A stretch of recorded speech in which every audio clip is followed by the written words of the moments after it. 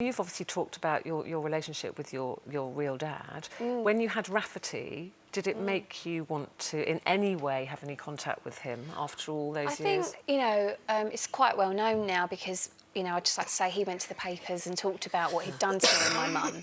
And so then I had to address it. And it wasn't so much that I wished he was in my life. If anything, I just felt sad for him because I thought you're missing out on me flourishing, me becoming a mother and meeting somebody who's part of you. And I do look like my dad. And, I mean, we had an injunction against him when I was 9 years old, so things were really bad. And in my mind... For anyone that doesn't know, that was to do with domestic abuse, yes, wasn't it? Yeah. domestic abuse and... against your mum. Against my mum and sometimes with me. And I think that he lost that right for me to be loyal to him when he did that. But you know what I find interesting?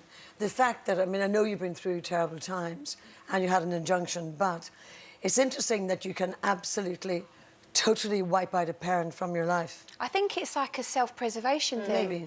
I think you have to. And even now I get flashbacks of things that happened that I haven't thought about in decades. And I go, oh my God, that happened.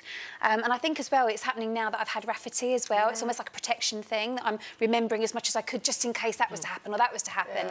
And I think that, you know, sometimes people do build bridges with family. I've had, you know, issues with other members of the family. It's not always rosy in families.